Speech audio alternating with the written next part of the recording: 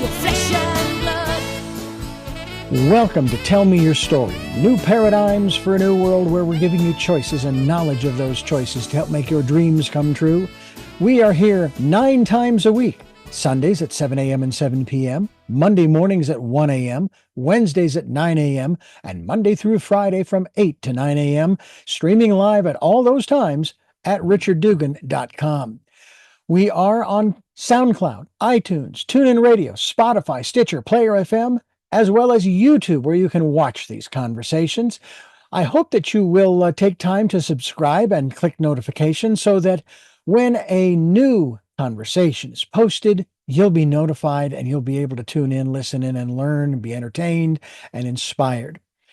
A reminder that Choices, which is my book, 5 Steps for Life, it's available on Amazon.com in paperback, hardcover, and Kindle with Audible, soon to be released. We also ask that if you can support the work that we are doing financially, we do have a PayPal account. It is there for your security as well as ours. And when they ask for an email address to whom you're sending, please go to richard@richarddugan.com. That's the email address. If you go to richarddugan.com, there is also a link directly to PayPal so that you can send us whatever support you can. And we thank you to those who have helped and to those who will help. We also ask that you take time during this decade of perfect vision, the 2020s, to go within to that quiet, peaceful, calm, still place and listen to that still, small voice.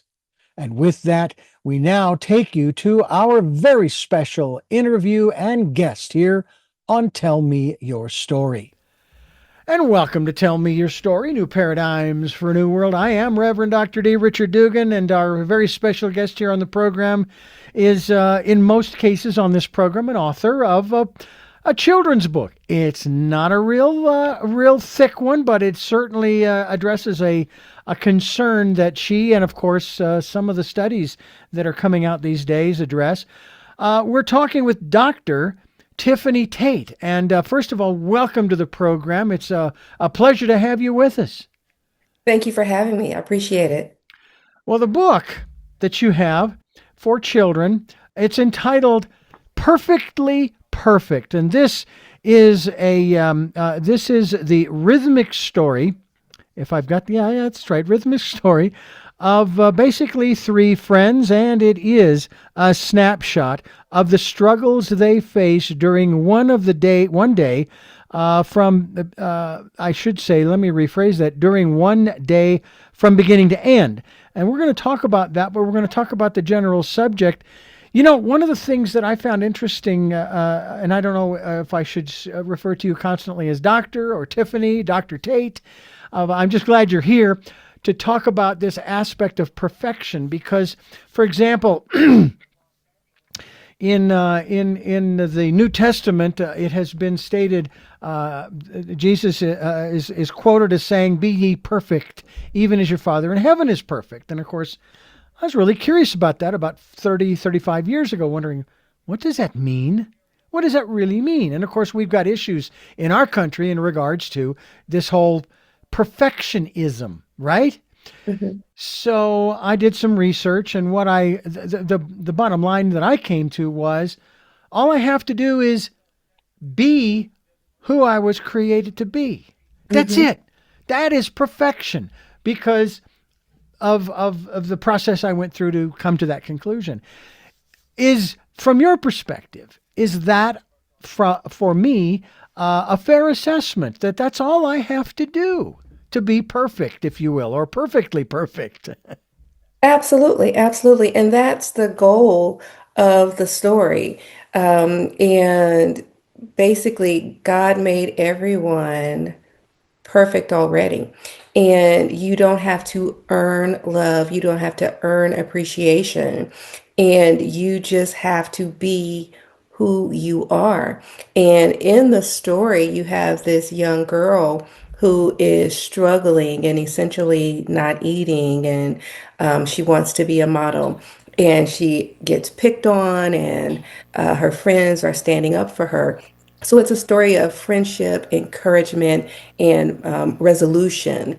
And you see them banding together, but you also see them encouraging her to talk to her parents about her issues and saying, look, you don't have to strive for this designated perfection because you are already perfect. And then you look at what the standards of society what society says perfection is and what we struggle with what perfection is. Because even in today's society, children are sponges and we don't even realize what the permissive things that we say in front of them. As parents, we say, oh my goodness, I need to go on a diet. You know, they hear all these things, but we don't necessarily put it into context. And kids, they hear these things. They, well, am I too big? Am I not pretty? Am I ugly? They're little sponges. Yeah. But the Oh, I lost you. testing, one, two, Okay, three, there we go. I hear you again. 3, 2, 1. But the sponge attribute does not seem to diminish when we get older, and in some cases, sometimes when we're adults. Hmm. And I say that because of where we are today in this country in particular with our polarization. Doesn't matter which side of the aisle you're on. People have bought into things that just don't make any sense. They're not, they're letting somebody else decide for them what is, whether it's perfection or otherwise. And we won't go down that road specifically, but it seems as though many of us from childhood on up, we've sort of kind of given up our responsibility to choose for ourselves. We somehow have let others choose for us. Is that something that has been happening even to the children today, where I understand about parenting because I grew up in a family of six with my two parents. I had four sisters and a brother, and they certainly shared with us, trained us. They sent us to school to learn the things that we have learned, but primarily, to if I'm going to go down this path here, to think for ourselves, but also even my mother, she never ever, neither did my father ever tell us we were perfect. Never. What she did tell us though was we were unique. And I remember a conversation as adults. We were sitting around the table, and this subject came up where my mom would take each one of us aside as children and say, "You are unique. You are. I knew from the moment you were conceived that you were going to be special," and so on and so forth. Right? And we're having this conversation as adults, and of course they all say, "Well, Mom said that to me too." And at first blush, I'm going, "Oh, darn! Now it doesn't mean as much." But the more I processed, I'm going, it didn't change a thing. I'm still that unique individual. But that perfection aspect, that seems to be a little different from the standpoint of fitting in. And I know some people will use the word perfect or perfection to describe wanting to fit in. I don't have the right hair color or the skin color or height, weight, etc., as you were kind of alluding to there. Hmm. And I know that you have, I don't even, how many books have you written? And this is your latest? Because I'm looking, for those who are watching on YouTube and Rumble, she's got a display behind her of 2, 4, 6, 8 books. How many books have you written thus far? Well, some of those are different by other people, but I Sure. have written five books, Okay. one for adults and four for children. And I wanted to make the world better, one book at a time. Hmm. And my first book is called Floetry, 108 Poetic Flows on Life, Love, and Liturgical Issues. And that is for anyone who has experienced life. And that's for teens to adults. And my second book was called Bad Touching, and that's for children. But I've also had adults who have experienced abuse read the book, and they found it very liberating and cathartic. and it has helped people heal. Then I wrote another book that addressed bullying, Hmm. and it is called Little Engine Mia Sings, and that's also an audio book as well. And then there is Money Matters, and it teaches children about saving, tithing, and investing. And I think it's important because I think children need to be introduced to these concepts early on. And then with Perfectly Perfect, it teaches children about self image as well as how to carefully balance with all of these images that they're introduced with early. In that way, healthy children can grow up to become healthy adults.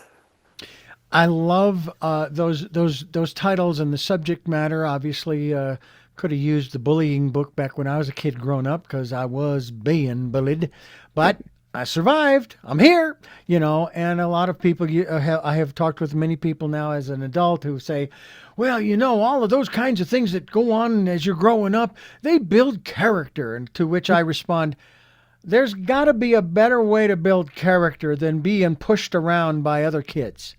Mhm. Now, I will say one of the things that I learned now, you talk about in the bullying category, the flight or fight mode, right? Mine was flight. I got real good in track and field. I could run. I mean, I could really run. Uh, I don't know about like Forrest Gump, who ran across country in the movie, but certainly there was that aspect of it for me in that regard because I mean, I just don't like the drama. I don't like watching those kinds of things on television or in movies. Don't like horror movies. I would rather watch what I like to refer to as the stupid cartoons because I know they're stupid. I know they're silly. I know they're there to make me laugh and so forth. I mean, as a kid growing up, I loved Rocky and Bullwinkle because I even picked up on the adult connotations within some of the dialogue. Um, but in terms of this aspect, I would think that the bullying aspect really bites into this aspect of teaching children about their own perfection, as we talk about here, as you talk about here in this short little book called Perfectly Perfect. Can you talk a little bit about how the books that you have written actually kind of weave themselves into one another's like it's almost like our bodies have a lot of different systems: nervous system, digestive, respiratory, etc., and you can't separate them any more than you could separate the subjects that you've written about for kids as well as adults. And that it's like these books that you provide, that you've written, people really kind of need to get all of them because they all work together to make the person a whole person, so to speak. Absolutely. When children are trying to understand how to interact with one another and how to get along with one another, it's important because they're developing their own little social networks. Mm. And right now, especially with social media, they get online and they have all these video games. And these video games, they have all these subliminal messages. And whether it is through cartoons and various advertising, we need to be able to combat a lot of these subliminal messages. And I think reading with your child or having your child read these books help them understand how to get along. When we were growing up, we played outside and we played with other children. Mm-hmm. Now, children essentially play with their devices. They don't necessarily play with other children. And we need to figure out a way to help them get back to the socialization. And a lot of ways to do that is through books and through reading. And whether you get my book or someone else's, of course, I'm biased. I prefer for you to get my book. Shameless plug here. Uh, Absolutely.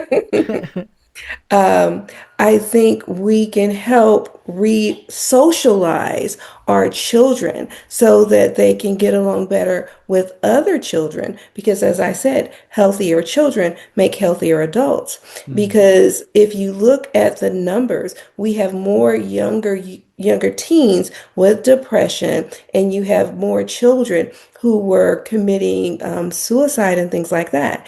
And that's why I started writing these books, because I said, okay, how can I, as a physician, start intervening at an earlier age so we can have healthier people with a better psyche so that they can grow up to be healthier, more productive adults? Mm.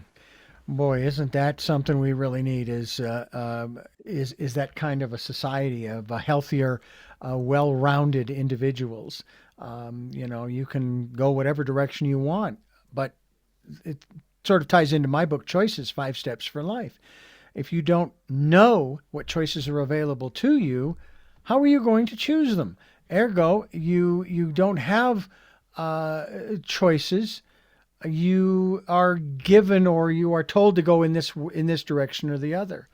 And I'm grateful to my parents, as well as to my siblings. My parents never told us which direction to go.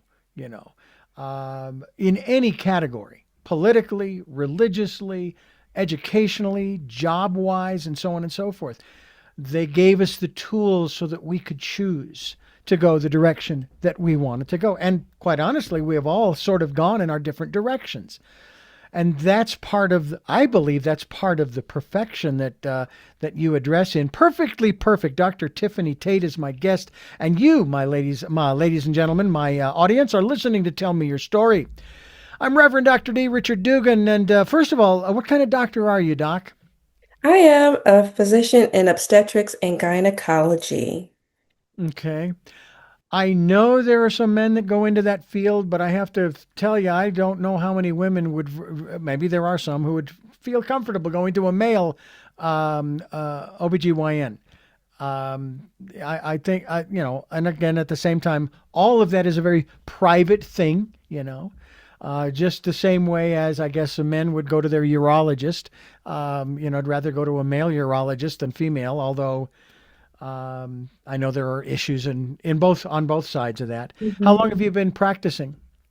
I graduated from medical school actually in 2000, and we're having our homecoming next week at my medical school.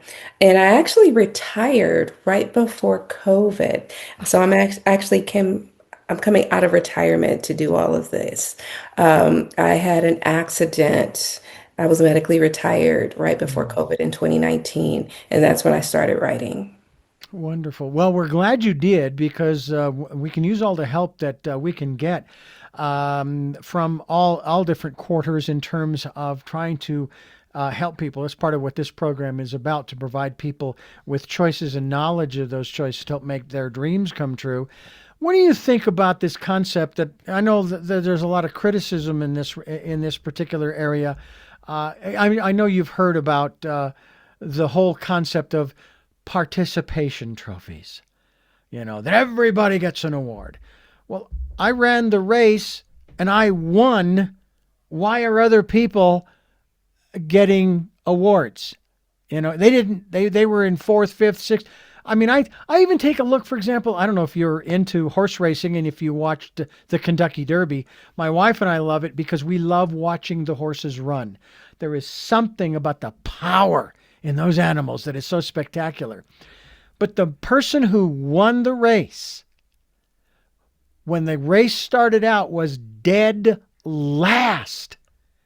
And I looked at that person with the red helmet and I'm going, man, I don't know if this guy, he ought to just quit right there. And then it turns out that he and his brother were neck and neck and he happened to win. It was just amazing. What about your thoughts? Because there was only one horse that got the top prize, and then there was second and third. Same thing in Olympics. You got the gold, what is it? Gold, silver, and bronze. All Mhm. right. We've got the NBA playoffs going on right now. There's only going to be one team at the top. Hmm. Same thing. I'm a big baseball fan. I love the playoffs in October, where you've got all of your different teams in the postseason. Only one team's going to come out on top, and nobody else is going to get that award for this particular year. And Hmm. yet we seem to, and I don't know if that's very prevalent. I mean, in terms of our educational system, I've heard of it. I've heard of the criticisms. It wasn't around when I was in school. Is that something that, as far as you know, is still part of curriculums in different parts of the country? As far as I know, I don't know about the curriculums in different schools. I just know that perfectionism isn't about just doing well, and it can take a toll on a child's emotional health. And we need to dissect it, Hmm. and we need to look at how it affects children, because children are dealing with it both internally as well as the external pressures. And children who are perfectionists, they have issues with sadness and anger and distress, and they deal with a lot of psychological issues. And I think the parents need to look at what they're doing to them, and the schools need to look at what they're doing to them. And we don't need to say, okay, you have to be number one and you have to win. Yes, we want winners, and there needs to be a winner and there needs to be a loser. And we have to let children know that it's okay to not win. And I always teach that failure means first attempt in learning. It doesn't mean that you are a true loser. It just means that you're going to figure out a different way to do something. Hmm. And so I think we have to teach children about the perspective when it comes to loss. Because if they think, oh my goodness, I've lost and I'm going to take myself out, that's a that's a wrong way of looking at life, because they are going to lose. They're not going to get a job. And when it comes to like everybody wins all the time, that's not a practical approach to life.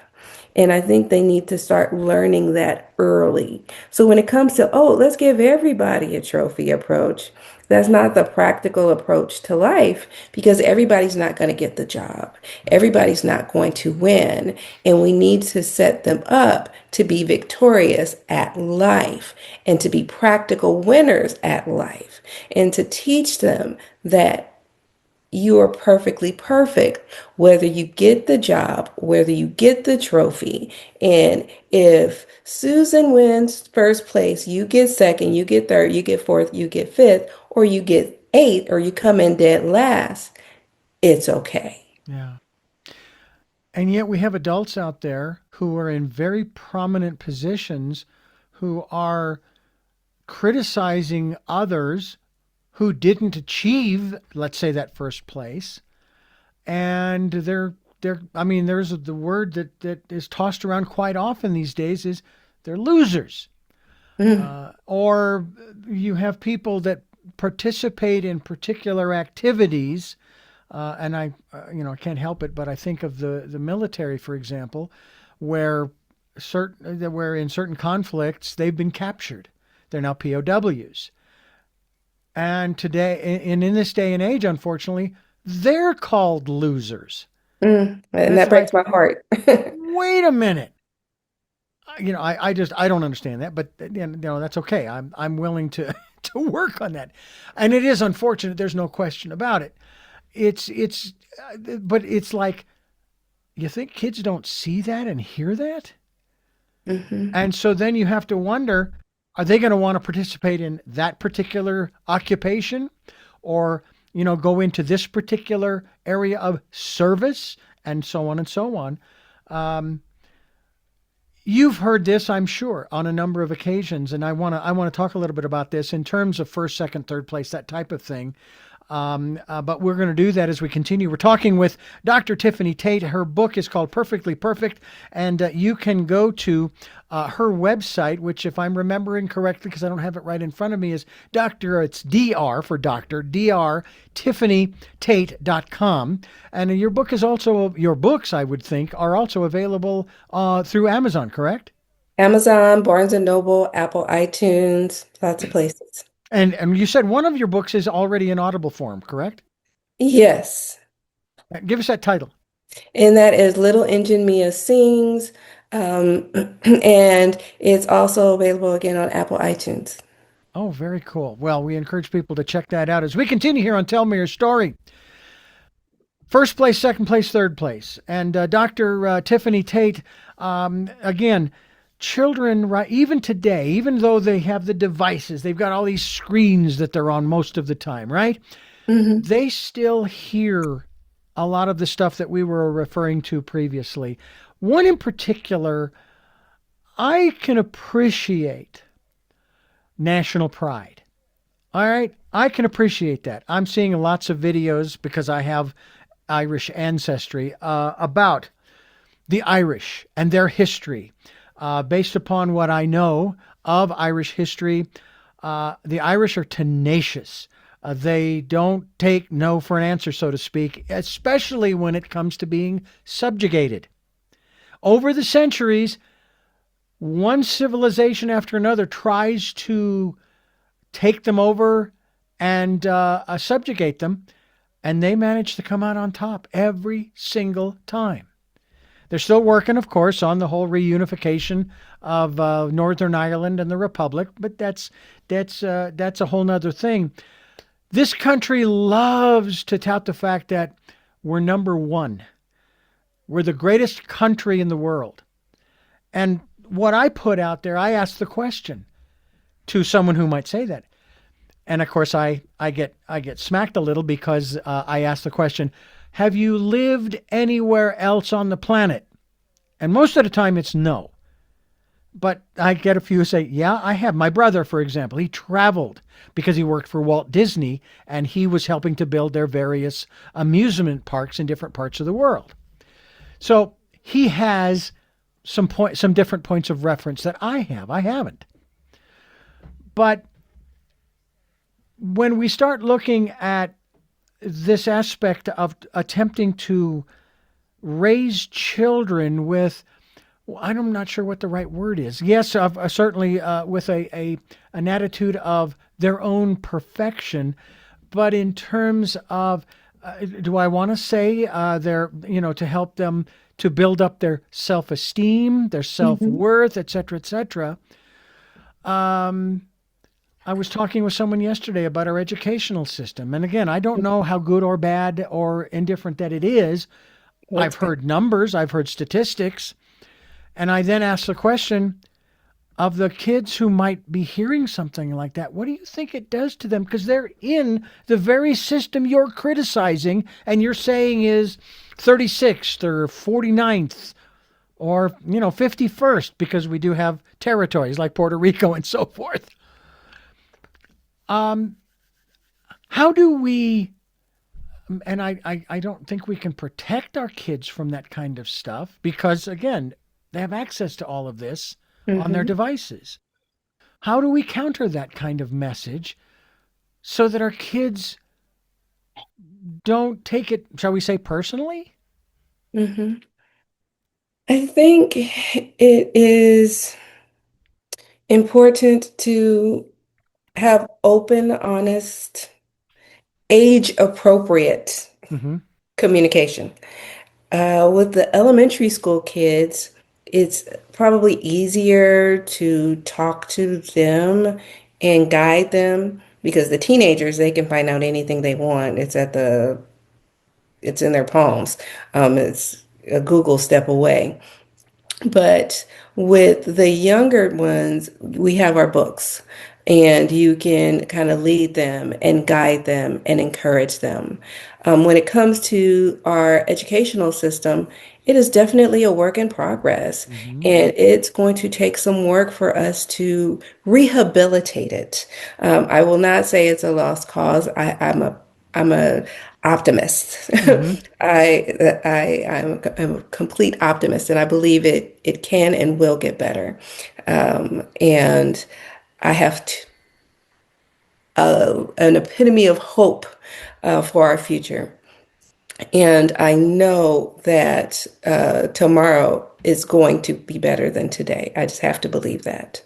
And so when I look, and that's why I write my books, because I see a better future for our youth, for our tweens, and for our teens, and for our young adults. And I want to give them a word of encouragement. As long as you keep reading, and as long as you keep improving yourself, and as long as you have a desire, you can do it, because if you can believe it, you can dream it, you can achieve it. I look at my life, originally from Compton. Both of my parents struggled with addiction. I was raised by my maternal aunt, and I overcame a lot of obstacles to get where I am today. So I am a firm believer that no matter what, you can beat the odds. So despite today's circumstances, you can definitely do it. So, despite our current educational system, I know that you can do it. So, turn to the books, turn to different people in the community, find good resources, find sound resources, and put your mind to it and go for it. Yeah. When you were saying all of those things, the first person that came to my mind was the late Jesse Jackson. I am somebody. I am Hmm. somebody. Absolutely. And I admired him for his tenacity as well as his stick-to-itiveness, if you will. And it doesn't seem today like we have, and maybe it's because I don't see them because they're not in the limelight. They're not out in front of everybody. I know they're there. I'd like to consider myself as one of those who is trying to promote a better self image, if you will, a view of oneself that says, you know what, I can do it. I mean, I was born and raised legally blind. All right.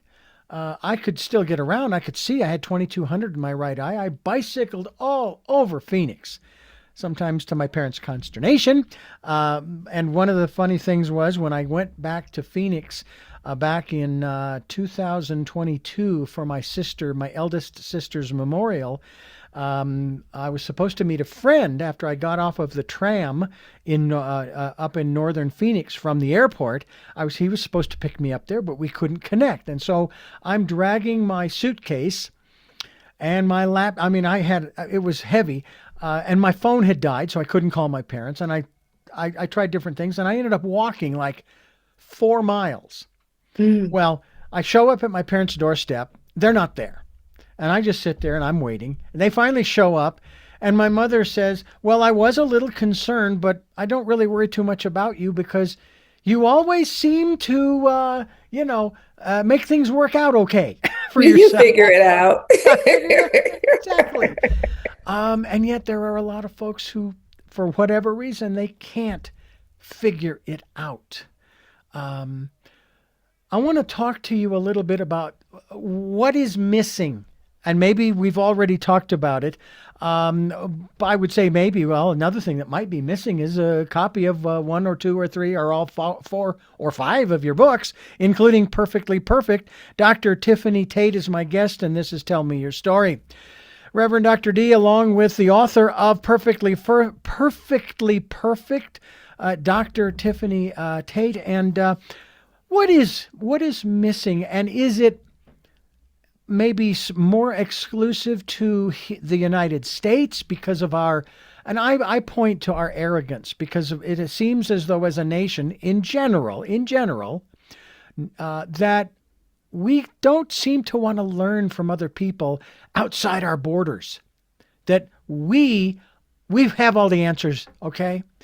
And yet I keep hearing these lists of people who have developed and or invented all kinds of different things that came from other countries or were in other countries. My understanding is Marconi, for example, who, if it weren't for him, I wouldn't even have a job. Okay. He got to the patent office first. He didn't necessarily come up with the first radio. He just got to the patent office first. Maybe even Thomas Edison with the light bulbs may be the same kind of thing. I'm not taking anything away from them, but is there something that some element of this equation that is missing here, or am I misperceiving what is in the United States? In the United States, we need more compassion. And that is something that we're starting to lack. When I was growing up, we really had more community. Hmm. And we would play outside until the street lights came on. And we would play with the people on our street. And I know when I'm coming home nowadays, I see very few children just playing outside Yeah. with the other children in the community on the street. Now, you might see siblings playing with the other people in their home, but you don't necessarily see people playing with the other people on the street. And I think we need more community things. Even when I was bringing up my children, they would go to soccer and they would also hang out with the people in the Hmm. soccer team. And my daughter would hang out with the Girl Scouts, and my son would hang out with the Boy Scouts. There was a lot of community activity. And I don't know if it's, the after effects of COVID. We are more of a reclusive society. And now everybody is like, okay, is it over Zoom? Yeah. Can I just stay at home and do it? And don't get me wrong, I like Zoom. I love Zoom. We're on Zoom right now. Zoom Hmm. is great. That's right. Even church, it's like, okay, well, can I watch the service over Zoom? There's something to be said. Even the Bible said it's good for, brethren to dwell together in Hmm. unity. And it's good for people to leave the house and spend time with one another. And we need to really get back to that community atmosphere and taking care of one another. And a lot of my stories, like even on Perfectly Perfect, Hmm. they're walking and they're Hand holding in hands hand in together. hand. Yes, yes. And there's a reason for that because there's that they're walking and it shows their friendship. And a lot of times now kids don't even walk to school. They get driven and they're dropped off. Even if it's just down the street. Hmm. And I think we really need to get back to some of those basic things of just spending time together. I could not agree with you more. I use this analogy that if the good Lord had intended for each one of us to live solitary lives, I'm pretty certain, based upon scientific study and research, that there are enough Class M planets, as Star Trek would tell you, for each one of us to occupy our own planet. However, the reality is 8.5 billion people are here on this planet. And that tells me that we're supposed to learn how to work and live and love and play together. Hmm. Um, I can't help but mention this. Back when there was the invasion by Putin into Ukraine, I said, boy, if I had the wherewithal, I would buy a ticket to Moscow. I would go into the Kremlin. I would go into the giant conference room where this little guy is, grab him by the ears and say, your mother is ashamed of you, even if she's dead. She's ashamed of you. This is not how we play in the 21st century. Hmm. And you are getting a timeout. Well, sounds great to do. And, but I don't want to kill him. That's not, no, no, no. But sometimes some of these folks need a timeout. They just Absolutely. need to basically just relax and so forth. So it's just really interesting to see how things have developed, and and it's really fascinating to me. And I'm thankful that you have written your book and have provided the information and all that good stuff to share with all of our listeners and viewers. I want to ask you about your particular, I use the term philosophy, in terms of not only how you were raised, but how that may have changed over the years and where it is, where you are today. And again, I use the word philosophy because it encompasses so many others around the world today. Yes. Um, well, being raised by a single parent who had two children of her own, and me being her bonus third, was definitely interesting. But my grandmother believed in being fruitful and multiplying. She and my grandfather had 12 children.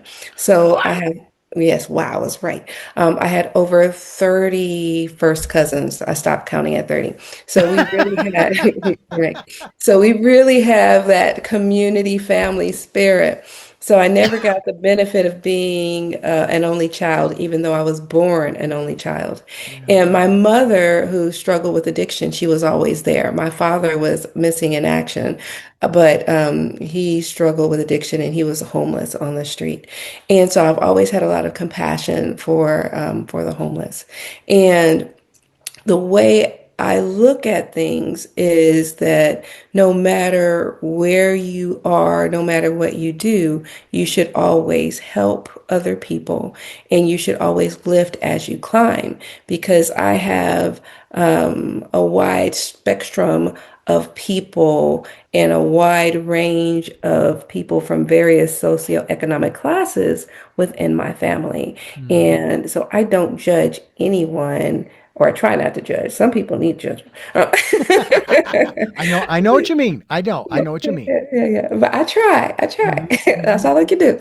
And so um, but I have a very loving family, and the way I look at things is through that communal familial lens.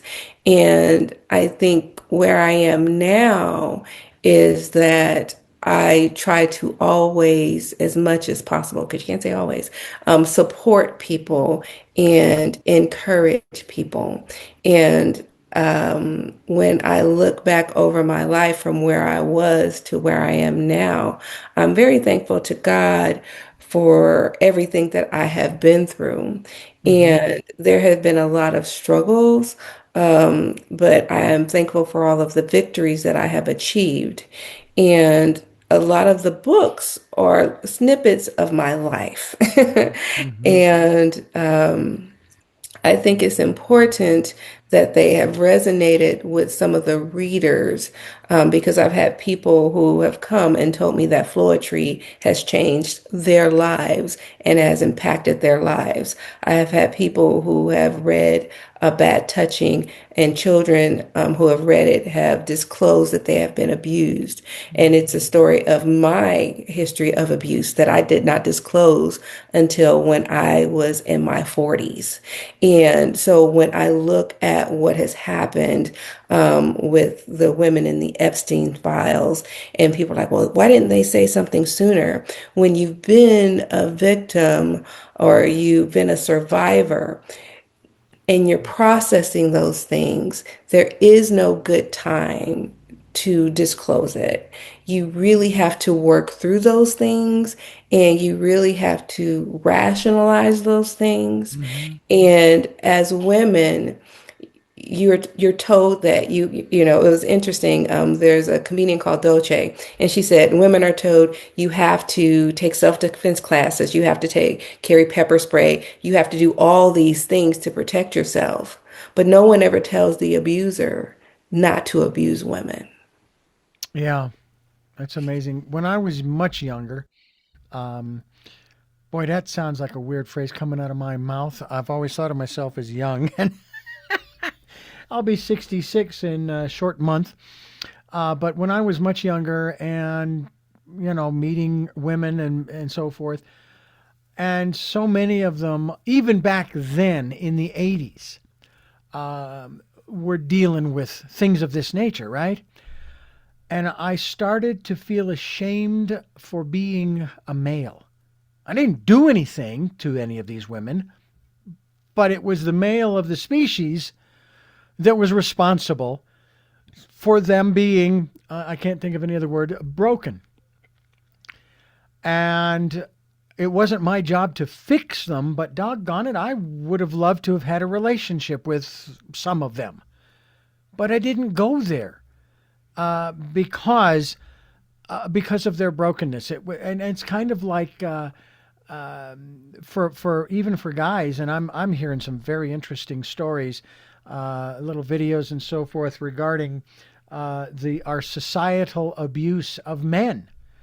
Not women abusing men or men, but the societal destructive nature in terms of trying to achieve, for example, the American dream. And you got to work, work, work in order to provide the house and the food and the clothing and the vacations, and then have kids and do all of these things. And it's like the man gets lost in all of that. A part of him, in some instances, dies. And I'm not excluding women. I'm just using that as an example of some of these videos that I've seen. And it's like, wow. And I went through some encounter groups. I went in the 80s. I went through a program called LifeSpring in Phoenix, and in Phoenix also with my first wife. We went through a couple of personal growth programs called Omega and/or Delta Vector, which basically had you looking at yourself, even though you were in a room with maybe 30, 40, 50 people. All right. This was about you and dealing with you. And I still remember in LifeSpring, which was, I think, I think it was 1980. I was 20 years of age. And when the program started out, like on a Wednesday evening, we were all given nicknames by the facilitators. And believe it or not, it wasn't because I was an evil person. It was like my demeanor, in terms of where I was at emotionally and so forth.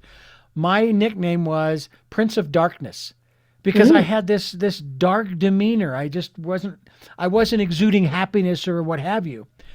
However, by the end, I was able to write down on one of these big pieces of construction paper, I am, being, that perfect person, I am a giving, risking, exciting man. I no longer was referred to as the Prince of Darkness. Aha. Through the program, we got in touch with what was going on inside at that time. Now, that's not to say that, okay, I'm good to go now. I remember when my first wife, who was totally blind, wanted to go to one of these programs called Delta Vector, I think it was. And all they did was they changed the name of it, I believe, to Omega. I thought, okay, well, I'm going to be her guide, all right, in the program. I'm not going to participate. I'm just going to be there to guide her around, right? Mm-hmm. That ain't the way it works. We have to participate in life where we are. That's one of the things, too, I want to ask you a little bit about. In the 80s and early 90s, working for a Christian radio station, one of the sad things, and you talked about this earlier, was the lack of community, especially among some of the big churches. When there was help that was needed, a lot of the big churches, no, that's not what we do. And I thought, wait a minute, I thought the church was for the sinners. In other words, the people that were having problems, the drug users, the this, the that, the other. And you're not letting them in? I don't understand. On a local level, it wasn't that way, but it was the national types of programs where, it was a select group of people, so to speak, that were allowed through the doors. Mm-hmm. And I can share with you that my best friend of 53 years, sadly, he has since passed away. In our late teens, I think it was shortly after we graduated from high school, he came out to me. And I said to him, I says, what do you want me to do with that? You're still my best friend. It doesn't change a darn thing. You love who you want, Mm-hmm. And that's one of the things I wanted to ask you about, because Jesus, for example, Yeshua, he did not make people come up to his level. He went down to theirs. Mm-hmm. I mean, I still remember the accused prostitute, and he went down to her level to the extent that he knelt down and he, I think the scripture says along the line, well, this was a comedian who used this term, he sat there doodling in the dirt. Hmm. And the speculation on the comedian's part is he was writing the names of all of the people that had allegedly been with this woman, you know. And then of course he stands up and says, "Now the first one of you is the without sin. You can cast the first stone." Um, do you find that that's one of the issues that you sometimes face, is that a lot of people are trying to pull people up to a place where they are, which may or may not be a very good one, as opposed to going down to where they are, like with the homeless, going down to the street level to help, to support, to encourage, etc. I think so, because I do a lot of volunteering and we pack plates and things like that. And just recently here in the city of Riverside, our city council turned down over $20 million from the state because to build housing for the homeless because they wanted to mandate um, certain stipulations for them to be housed as opposed to taking them off the street. And they're like, they can only be housed if X, Y, and Z. Mm. And as a physician, I'm thinking, well, if you get them housed, then you can start getting them the treatment that they need. First, get them housed, Mm-hmm. then you can get them the treatment.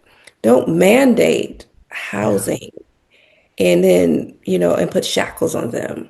Get them housed first because a lot of times the mental issues and the drug issues and all these other issues are secondary to them being on the street.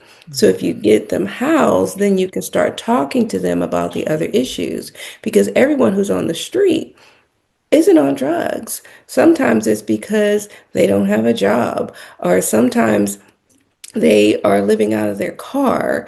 Everybody does not have the same issue. And a lot of times people want to classify people and lump them into one category without knowing the full details of people's circumstances. And again, people are judging when we don't have a true reason to judge because everybody is potentially an injury away from being homeless or a paycheck away from being homeless, especially with the current economy. Yeah. Yeah. Yeah, it is. I couldn't agree with you more in that respect, and that we need to, that we definitely need more compassion in our world, in this country in particular.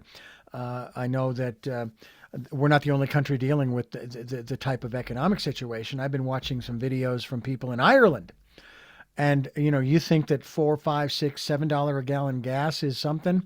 Their fuel prices doubled. So if it was here $4, it boom went right to 8. Yeah. So we're not alone in this situation. That doesn't mean that we can't band together and work towards helping and supporting one another through this, because all of this is temporary, all of it.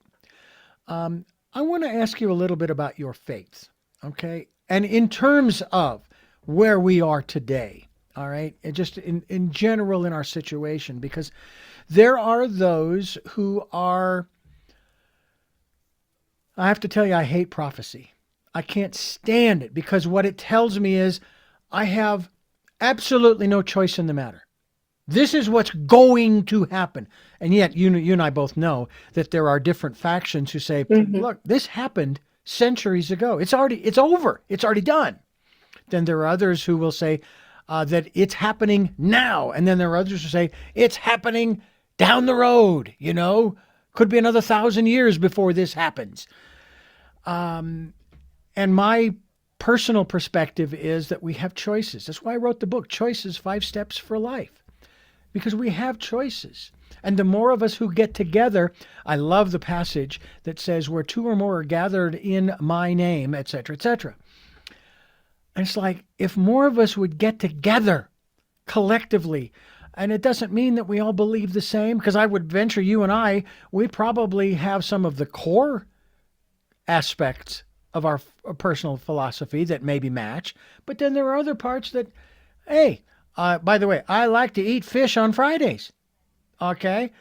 Because the Pope years and years and years and years ago during Lent said that before Easter, you eat fish on Fridays, but then Yeah, you I'll don't eat eat. fish any day. I love fish.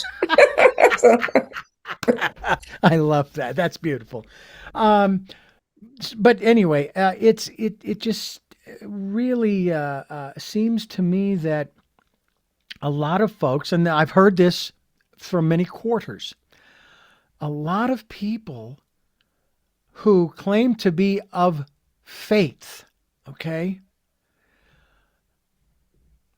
have lost the core message that was hmm brought hmm because they're more concerned about keeping people out, and we won't, I could go there, but I won't, about you and we have to live a specific way, all right, and on and on and on.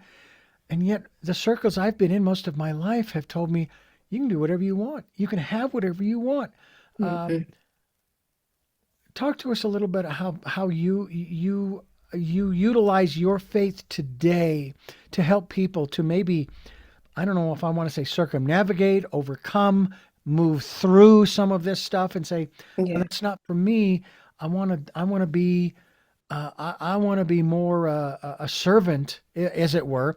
And by the way, that's another aspect too. People say, "Well, yeah, but if you're giving up," I says, "Giving up? I'm not giving up. I'm choosing. I'm hmm making the choice to be a servant." That's hmm different from being enslaved. hmm Talk to us a little bit about your faith and how that guides you today. Absolutely. Well, I am a trustee at my church, and I am an ordained minister with the Universal Life Church. And I believe in Jesus Christ, and I abide by his principles as much as possible. Hmm. And I believe what the Bible says that this, as much as you do for the least of these. Mm.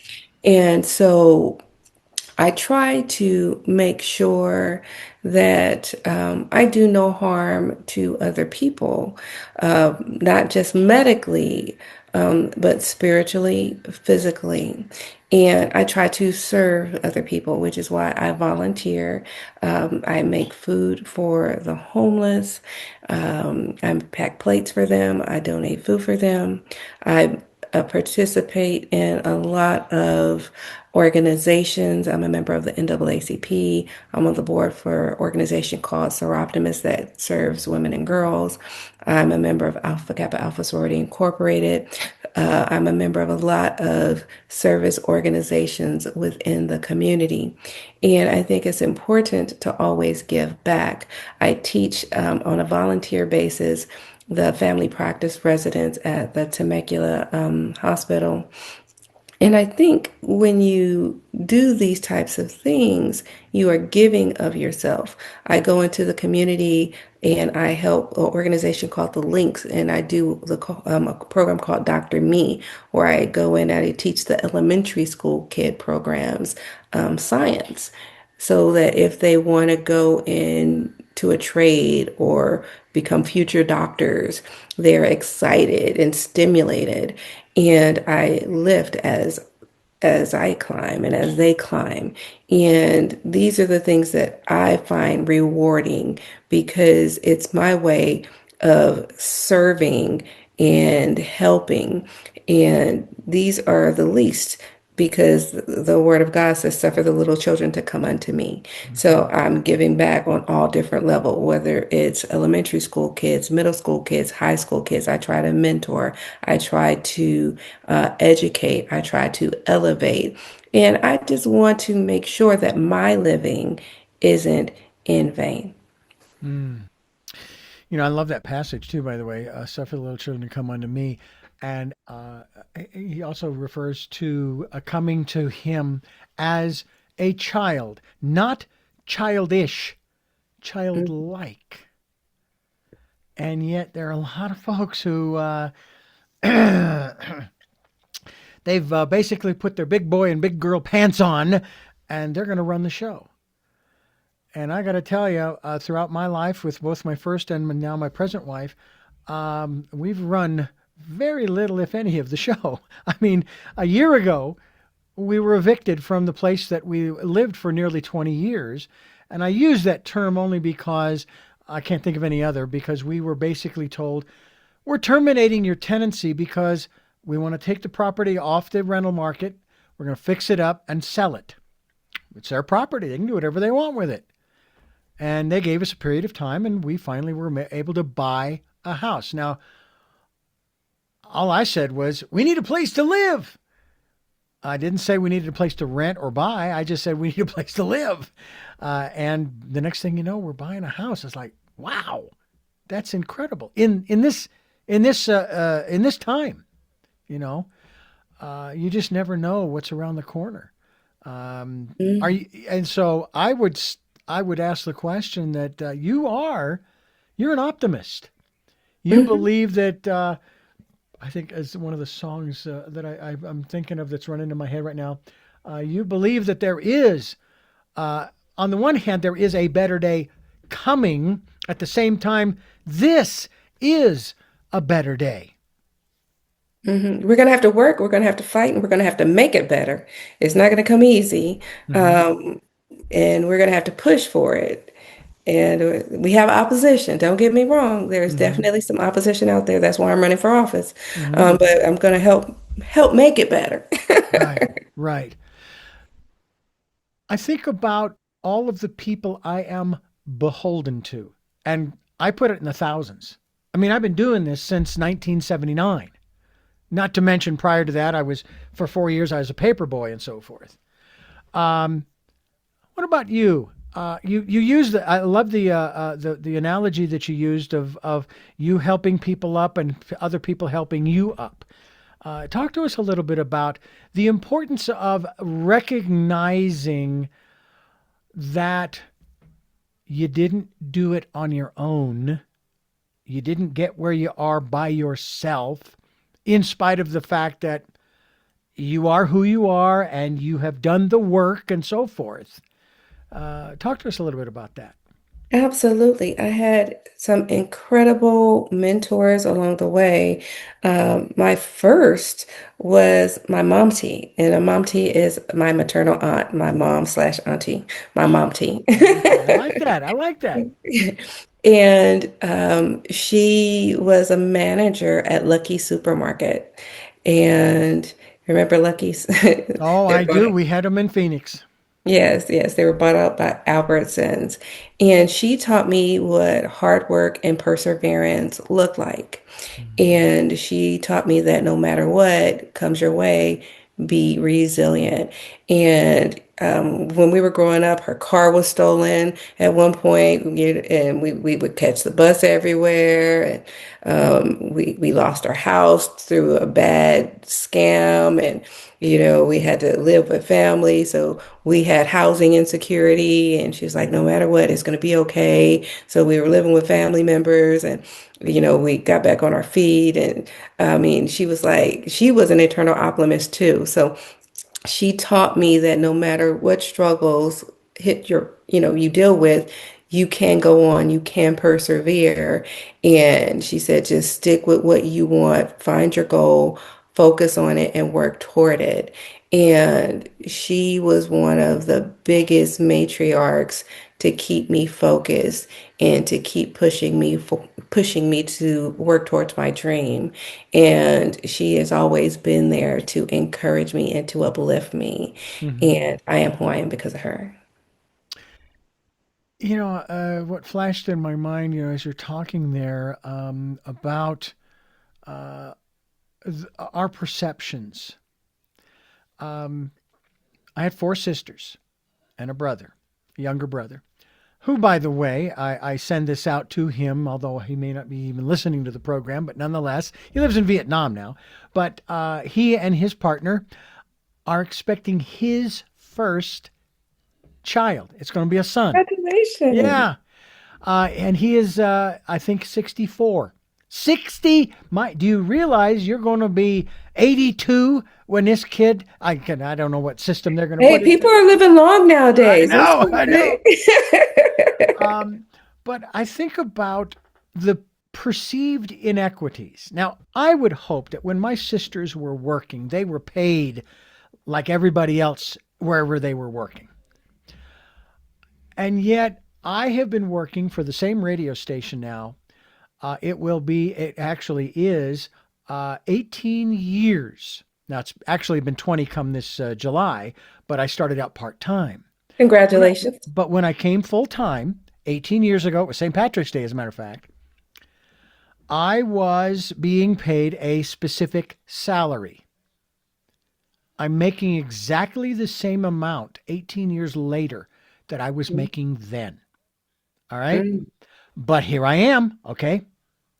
So I want to ask you about our perceptions in terms of where we are and in whatever area you want to tackle. It doesn't have to be economic. And where we think intellectually, where we think we ought to be. Because I've often said, my God, I've been doing this since 1979. I've got a huge toolbox of stuff, right? I should be doing much better I should be raking in the six figures and on and on and on and on, right? And yet I continue because no one's forcing me to work for this station. I have no animosity towards the station. And the station was actually sold 2 years ago to another corporation. We were independent. So it's my choice to stay because I enjoy the people I work with. I enjoy the programming. I enjoy the work, what I'm doing. I enjoy doing this program that also airs on the same station. But at the same time, we seem to get lost in sometimes in the perception that I should have more. And yet we moved into this 2-story house, which actually we call 4, because we have a walk-in storage unit underneath the first floor. And then we have a loft above the second floor. So we call it a 4-story in Twin Peaks, California, which is just down the road from you in Riverside. Is that kind of how you see things right now? Is that people are getting lost in the perception of what things ought to be instead of focusing on not so much what is, but what is really important? And I remind myself of that on a regular basis. That money is not the important thing. Yes, I need it to put food on the table and pay for the mortgage, but that really isn't the important thing. I wouldn't say that people are getting lost with how things ought to be. And I would say that people need to be aware of the realities of their own situations. In your case, what you have is a labor of love. That's why you're staying at Mm-hmm. your position Mm-hmm. with a salary from the 70s. You wouldn't stay because the salary hasn't changed in a couple of decades. What you're doing is a labor of love, Mm-hmm. and your needs are still being met because your bills are still being paid and you can afford it. What we currently have in this current economy is people who are struggling to make ends meet. And they may not be able to afford a labor of love, Mm-hmm. and that's not their practicality. If they're working 2 or 3 jobs and struggling, that's not a priority issue. That's a systems failure issue. Mm-hmm. And they can't spend time with their family. That's not a labor of love. That's a struggling issue. And that's a quality of life issue. So they're not seeing their family. They're not spending time with their kids. They're not spending time with their spouse. They're not having time for themselves. They're not having time to go to church. They're barely having time to breathe. Yeah. So the American dream is a nightmare. So I wouldn't say they're not being able to prioritize anything. They're not being able to survive. Mm, We are failing them. Society, the system is failing them, and we need to do better. We're not the best of the best of the best. We are letting them down, and we have got to reevaluate what we're doing in Sacramento and in the United States in DC. yeah. I often think too, and this probably goes more towards the one issue in particular, for example, of climate change, where there are those who are in favor of making some changes in that regard. And then the detractors say, well, yeah, but China's not doing this and India's not doing this. And it's like, so what difference does that make? I ask you the question, a detractor, do you or your family, maybe once a week or every so often, you clean your house? You clean the yard? You cut the grass? Do you do those things? Well, yeah. Is it based upon what your neighbors do, or is it just because you want to do it? And usually it's the latter. Well, then what difference does it make whether any other country is doing what we're proposing? Because I even throw all the science out and I say we should be cleaning up our home, period. We should be Mhm. cleaning up our home wherever we live. And that's one of the reasons why, even when we were renting, we did our best to keep the property where we were residing on the 9 acres clean and so forth and so on. Now we live in a much smaller space as far as the land itself, which is on a hill, by the way, a very steep hill. Um, and it's a much larger place than we were living in before. And my wife and I, we keep it clean. You know, I can't stand a messy kitchen. You know, I'm constantly putting dishes in the dishwasher, and that's fine. And we finally got our washer dryer, and I do a load, and she does a load every so often. It's not all the time. You know, we have no set schedule. We just know that we want a clean place for us and our cats and our animals and so forth. Um, Are you finding as you move around, especially the area in which you are running for? And folks, this is not a program where we were intending to promote her running for office, but she is. She is running for what district is it that you're running for? California State Senate in District 32. 32. So if you're in District 32, consider electing Dr. Tiffany Tate. Um, It almost seems to go without saying why, after my conversation with you thus far, but why did you decide to run for political office? I was chatting with a politician back in Santa Barbara many years ago. He and I are good friends. I did not know that he had run for and was sitting on a city council position. I said I would never run for political office. I have too much integrity. So it's like you need to know a little background about your audience before you go casting that. What made you decide to run for state senate? Well, it's interesting. A lot of my friends have been like, Tiffany, you got to be crazy to come out of retirement to run for politics. Most politicians are leaving politics now. And as a veteran officer of the United States Navy and as a physician, I feel at this pivotal time, I'm needed. Like I said, the economy is not doing well. Healthcare is not doing well. The district is not doing well. And we need somebody, the district needs somebody who's going to stand up for education, healthcare, the economy, and housing. I have two young adults who don't have children yet. I'm waiting. Um, and I want to make sure that in the future, the district is going to be a district that my future grandchildren will be able to come into.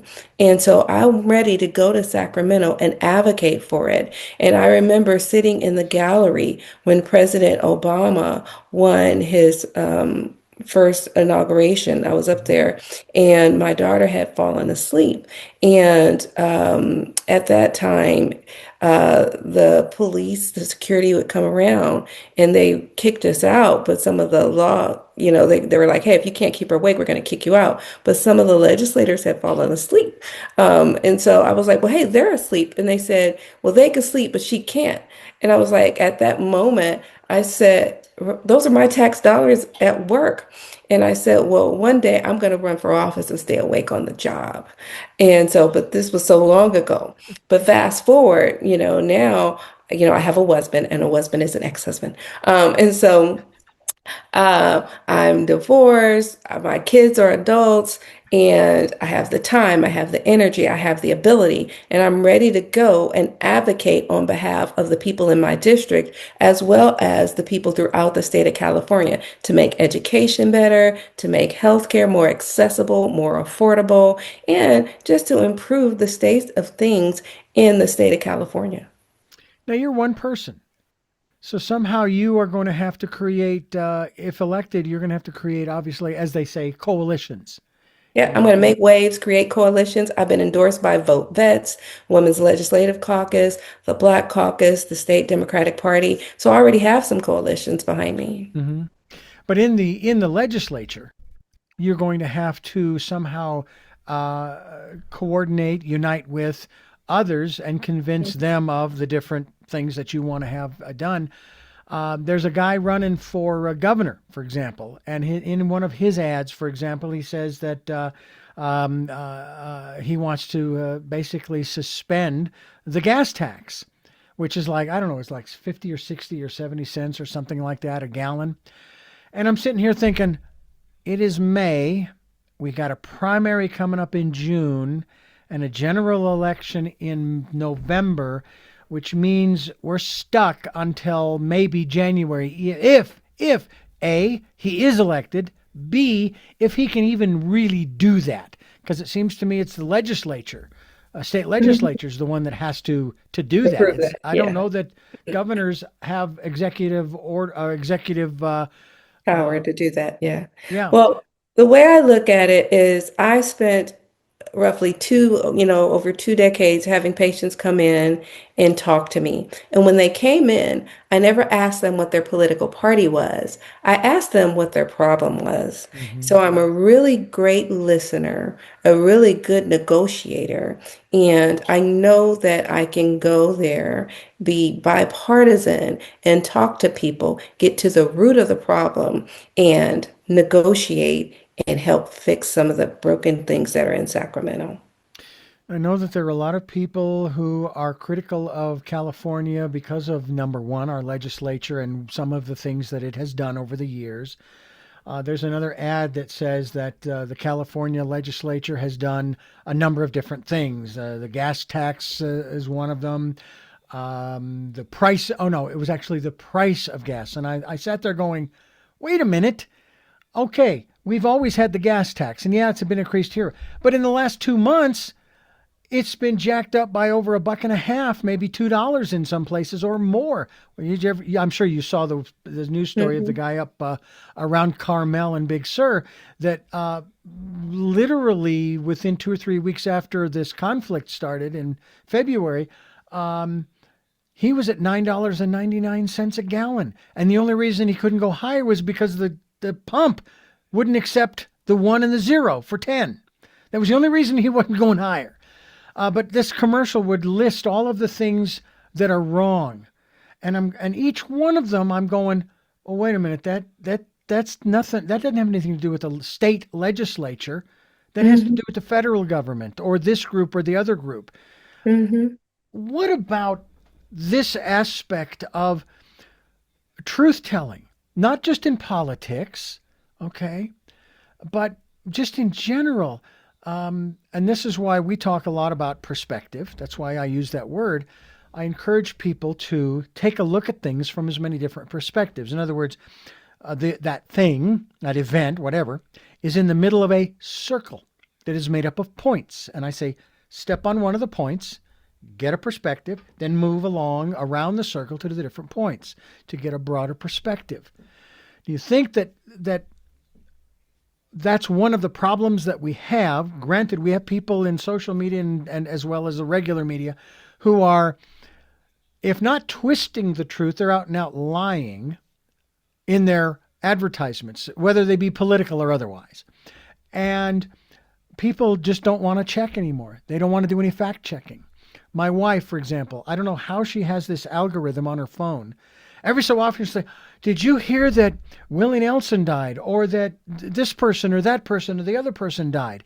Immediately I go to Google and I say, did so-and-so die? And pops up saying born, like from Wikipedia, and there's nothing listed as to having died. I said, no, they're still alive. How that is on her phone and we can't clear it, I will never know, other than doing a factory reset. But it seems as though that seems to be one of our issues, is that in many cases we have accepted a lot of what we're seeing again on our screens as the truth, as fact. I like to believe people when they tell me what they tell me, like you and I, this conversation. I believe what you're telling me until something comes along, but I'm not going to sit here and generate a lot of energy going, well, she lied to me, and so I'm going to go after her, and I'm going to blah, blah, blah, blah, blah. I don't want to waste that kind of, I told you earlier, I don't like the drama. So much so that I've got people that I've had in my life over the years who people say, well, you could sue them in small claims court and get this, that. I don't want to waste the energy. It's just not productive for what I want in my life. Can you talk a little bit about that before we wrap up? Absolutely. I think when it comes to being a politician, there are certain things that you can look for. Um, I know me as a military officer, I am about, honor, courage, commitment. I'm also undergoing a program called Emerge, and it helps to make sure that you are up to par. I've also been certified by different different trainings to make sure that I'm going to be true to my pledge once I get elected. And I think it's important to have that. And once I'm elected, I plan to have a website so that people can follow what I'm doing, what bills I have, because I think that that's one of the things that people can't see and don't understand. When I've been on the campaign trail, a lot of people don't remember what they learned in school. Mm. Um, they don't understand the difference between the federal government, the state government, and the local government. And they kind of get confused and they feel everything is all meshed together. And I find myself doing a lot of educating, and I don't mind because I love to educate. I think it's all interesting. And people have said, aren't you stressed? I'm like, no, a pregnant woman coming in hemorrhaging, or with a ruptured ectopic, or a baby with a heart rate down and I have to do an emergency cesarean section or emergency surgery. Those things are stressful. Politics, this is interesting and stimulating, but it's not stressful. And so I think when it comes to politics, as a surgeon, I think it's important that all politicians should have integrity. I know as a physician, I took an oath. I took an oath to help people. As an officer, I took an oath to uphold the Constitution. So when I say I'm going to run, I'm looking at it from that perspective. And I know how I feel as far as being dedicated to serving people. I can't speak for others. I can only speak to myself and my commitment. And people have said, oh my goodness, Tiffany, what are you going to do if you lose? I'm like, listen, I'm going to go on vacation. I look at this as saying, as a physician, I have the prescription to make the situation better. Do I have the cure? Absolutely not. But I definitely have the prescription to make the situation better. They can take the prescription or they cannot. I Mm-hmm. only have the prescription. As a physician, that's what I'm doing. I'm trying to give it to you. Yeah. And one other element to add to that is this is all temporary. Change is a constant in the universe. It's the constant in this country and every other country on the planet. And what's happening today we're probably not going to think too much about it, other than in the history books in 10, 15, 20 years. I hope to live to be 100, which puts me at 2060. Okay. In 2060, who's going to remember the names of most of the people that have been playing around with the systems, and taking advantage and so forth, as well as those who have been doing the right thing, because who knows? The planet could be completely obliterated by a massive asteroid that's flying through space right now, and we, for some reason, we don't see it. Not that it would make any difference, because if it's heading for us, I don't want to know. Just let it happen, because, hey, there is the next life. That's one of the things I do believe. There is the next life after this. We are immortal beings in mortal bodies. And I think that maybe that's another aspect, too, that a lot of people, they get stuck in the mortality aspect of it, in the physical material world. And it's like your fate and mine teaches us that there's a whole lot more. I love, I've been hearing this over and over again too, about, waiting for heaven, right? I don't have to wait. The kingdom of God, the kingdom of heaven is where? Within me. Hmm. I'm already there. All right.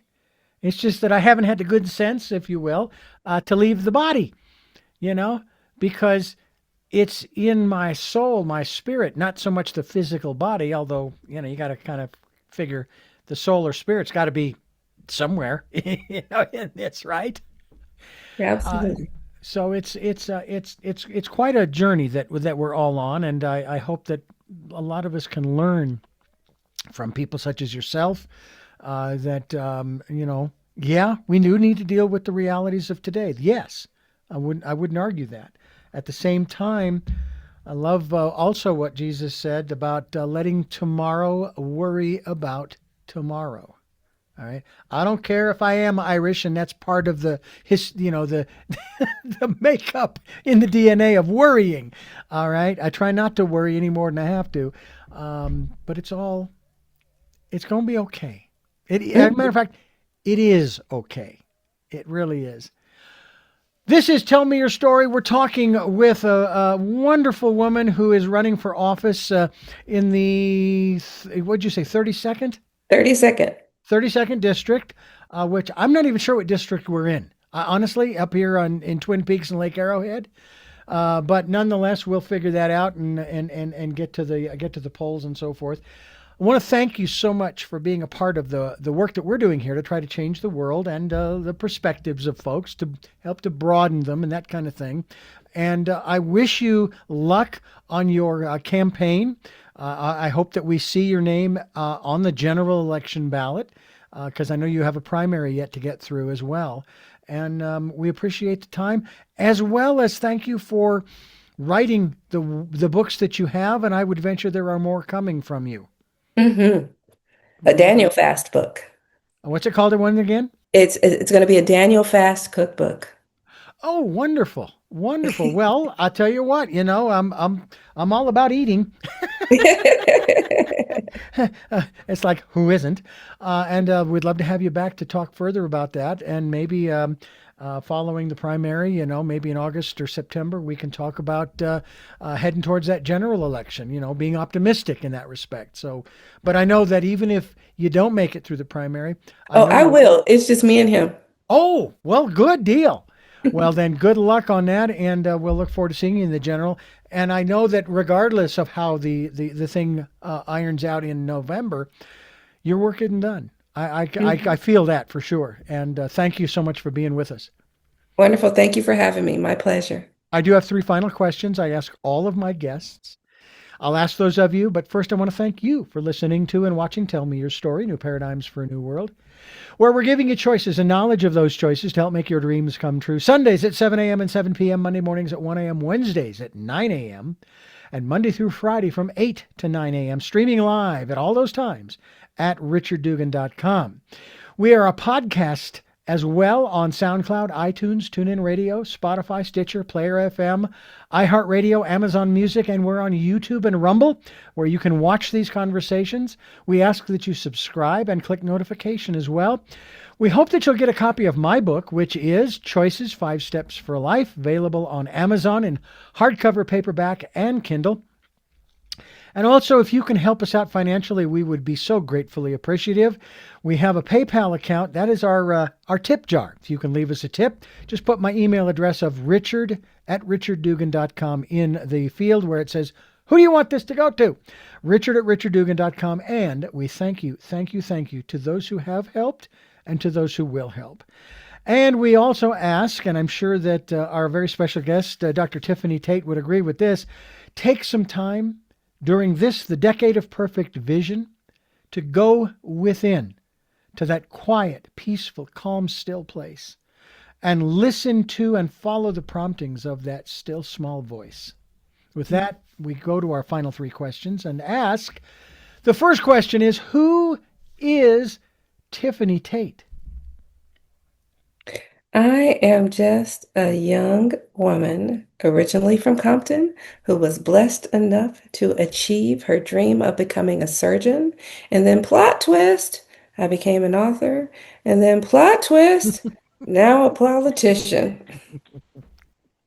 What gets you up in the morning? What gets me up in the morning? The fact that I have 2 fabulous youth or young adult children who are just encouraging and motivating me and keeping me going. And I am just blessed to be a mom. And finally, what was your best day? My best day. I would say, goodness, I've had so many. I got to narrow it down to one. I would say my best day was my 50th birthday party because I was surrounded by so many family members and I felt so blessed. I had family members from my maternal side and from my paternal side, from the Tate side. And I just felt so much love. I was like, well, thank God. I had a party here in Riverside, and then I went to Costa Rica, and it was like we celebrated that day and we flew out that night. And so it was like a whirlwind celebration. And even though my biological mother had passed away, I felt like she was just shining down from heaven, smiling. Well, again, thank you so much for being with us here on Tell Me Your Story, and we look forward to having you back again down the road. And we thank you for listening to and watching Tell Me Your Story, New Paradigms for a New World. And with all of that, we hope you'll join us for our next broadcast, podcast, videocast. Until then, love to Lal. Jeanette, I'm still listening. Dad, continue to be happy because I am. Smokey, I will see you on the other side. Mike, thanks for being in my life and letting me be in yours. To my brother Mike, congratulations, Dad. And to my dear friend Zorro, aho, aho.